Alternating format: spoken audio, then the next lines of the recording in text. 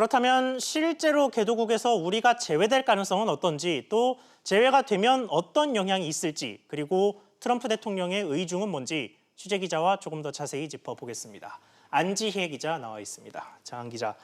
자, 우선 우리나라는 개도국으로 스스로를 선언하기는 했습니다만 여러 가지 다른 혜택 말고 농업 부문만 콕 집어서 혜택을 받고 있었단 말이죠. 그런데 이 혜택이 없어지면 어떻게 됩니까?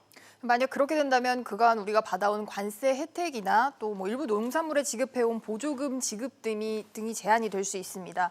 그만큼 쌀이나 고추, 마늘, 양파 등 대부분 수입 농산물이 국내에 더 쉽게 들어올 수 있게 된다는 뜻인데요. 예. 다만 이번에 개도국에서 빠진다고 해도 이 관세율 조정에 대한 차기 협상이 있기까지는 현재 받고 있는 관세율과 보조금이 그대로 유지된다는 게 정부의 설명입니다. 자, 그런데 미국 정부가 사실 이 기준을 처음 제시한 게 올해 초여서 벌써 반년 가까이 지난 셈인데 네. 트럼프 대통령이 갑자기 이 카드를 꺼내든 이유가 뭔가요?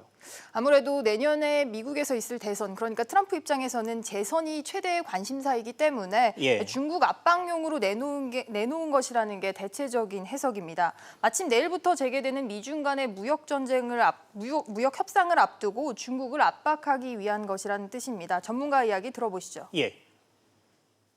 트럼프 대통령의 입장에서 가장 핵심적으로 미국 유권자들에게 다가서는 것이 그동안 그 무역과 여러 가지 세계 질서가 미국한테 불공정했다라는 겁니다. 미국의 입장에서 불공정했다라고 판단되는 무역 관행들을 바로잡는 작업은 트럼프 대통령 임기 출범부터 지금까지 지속되고 있습니다. 그러니까 주력해서 노린 건 중국이었는데 우리 입장에 지금 마늘하늘의 날벼락인 상황이 됐단 말이죠. 그러면 실제로 우리나라가 개도국 지위를 박탈당할 가능성은 얼마나 됩니까? 실제로 그렇게 될 가능성은 사실 결론부터 얘기하면 별로 크지는 않습니다. 미국이 그런 문제 제기를 하기는 했지만 중국과 인도를 포함해서 164개 WTO 회원국들의 동의를 받기가 어렵기 때문인데요. 하지만 이번에 트럼프 대통령이 개별적인 조치까지 하겠다고 으름장을 놓은 만큼 미국이 우리나라에게 1대1로 관세율 변화를 요구할 가능성은 여전히 있습니다.